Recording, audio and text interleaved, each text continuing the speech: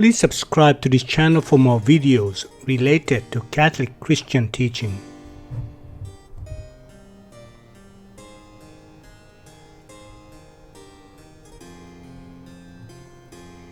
Christian marriage is the sacrament in which two marriageable people of the opposite sex, by mutual consent, join together in an undivided communion of life and receive the grace to fulfill the special duties of their state. In harmony with the theologians, the Roman Catechism gives the following definition, modeled on the definition of the concept in Roman law. Matrimony is the nuptial union of man and woman contracted between two eligible persons, which obliges them to live together throughout life. However, this definition lacks the element of the communication of grace, which is essential for Christian marriage.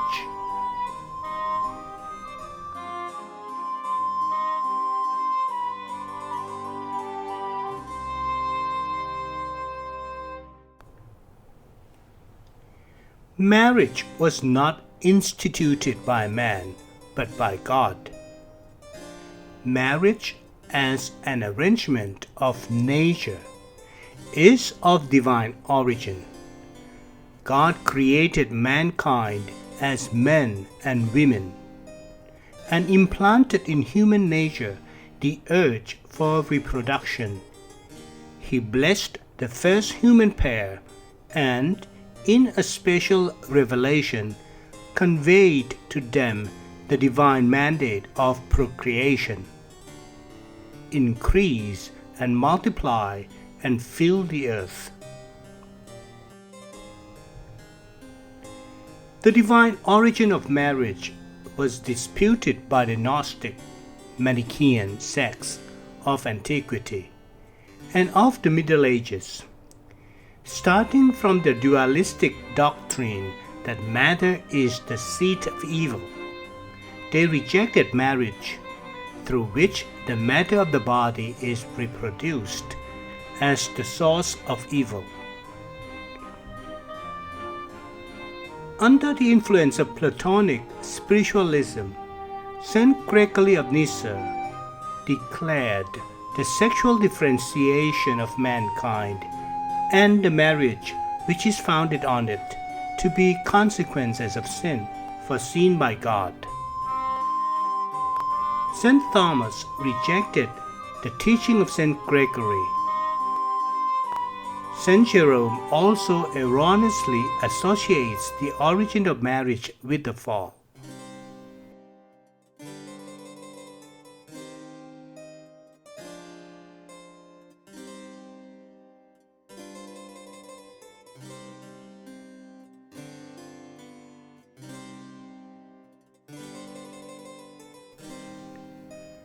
Marriage is a true and proper sacrament instituted by God.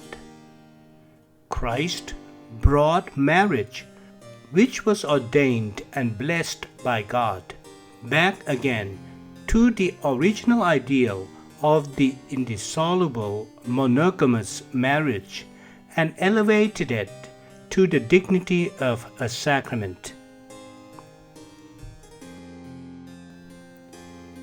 Some Pharisees came to him, and to test him they asked, "Is it lawful for a man to divorce his wife for any cause?" He answered, "Have you not read that the one who made them at the beginning made them male and female, and said, 'For this reason a man shall leave his father and mother and be joined to his wife, and the two shall become one flesh.' So they are no longer two, but one flesh. Therefore, what God has joined together, let no one separate." The Council of Trent defied against the Reformers, who denied that marriage was a sacrament and regarded marriage as an outward secular affair. If anyone says that matrimony is not truly and properly one of the 7 sacraments of the law of the gospel instituted by Christ the Lord, but that it was devised in the church by men and does not confer grace, let him be anathema.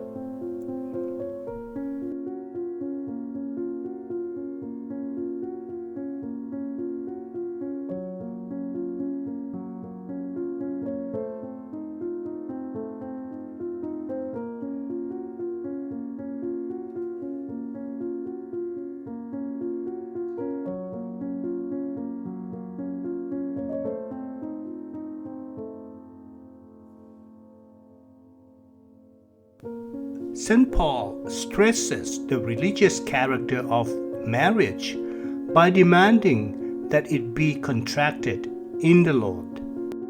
A wife is bound as long as her husband lives, but if the husband dies, she is free to marry anyone she wishes, only in the Lord. And by proclaiming its indissolubility in virtue of the Lord's command, to the married I give this command, not I, but the Lord, that the wife should not separate from her husband.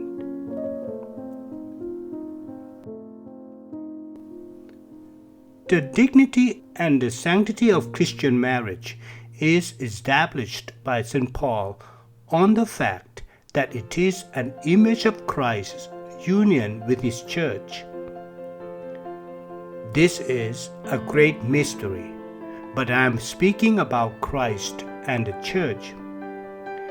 As the union of Christ with the church is a rich source of grace for the members of the church, so marriage, if it is to be a perfect image of the grace-conferring union of Christ with the church, must not be an empty symbol, as it had been in the pre-Christian era, but an efficacious sign of grace. The communication of grace could, however, be effected by marriage only in virtue of Christ's ordinance. The words of the Apostle do not constitute a completely valid proof of the communication of grace essential to the concept of a sacrament. The word sacramentum has only the general meaning of mystery. The comparison of Christian marriage with the grace-bestowing union of Christ with His church is, however, as the Council of Trent stresses, an indication of the grace bestowed by the sacrament of marriage.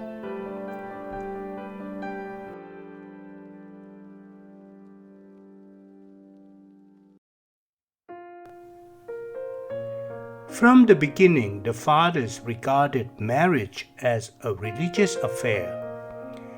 St. Ignatius of Antioch demands the cooperation of the Church in the contracting of marriage.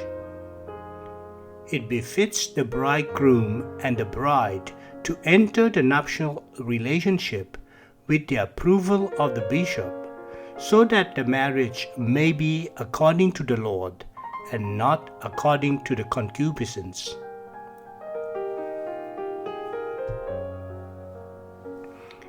Tertullian also attests that marriage was contracted before the church. How shall I be able to describe the happiness of a marriage which the church performs? The offering of the sacrifice ratifies, and the blessing seals, to which the angels assent, and which the Heavenly Father recognizes.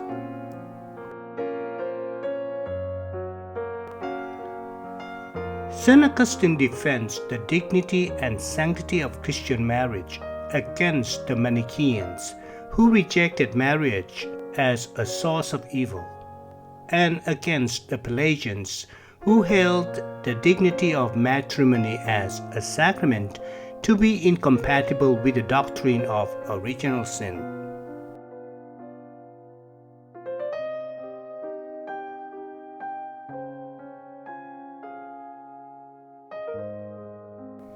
St. Augustine's teaching concerning the three goods of marriage became the common property of the later theology. Children, matrimonial loyalty, and sign of indissolubility, that is, the sign of the indissoluble link of Christ with the Church according to St. Paul's letter to the Ephesians. This is a great mystery, but I'm speaking about Christ and the Church. However, St. Augustine did not expressly mention the grace conferred by this sacrament.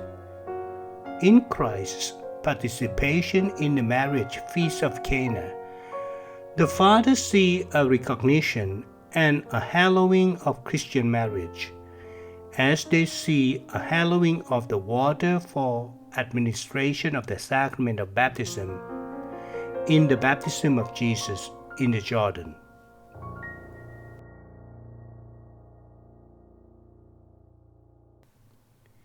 It was only in the times of the scholastics that the sacramental nature of marriage achieved formal recognition.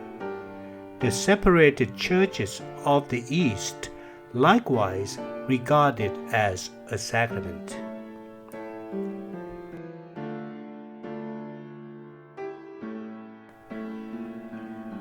Please go to YouTube Sacramentality channel, playlist, Sacraments for the complete series of these materials.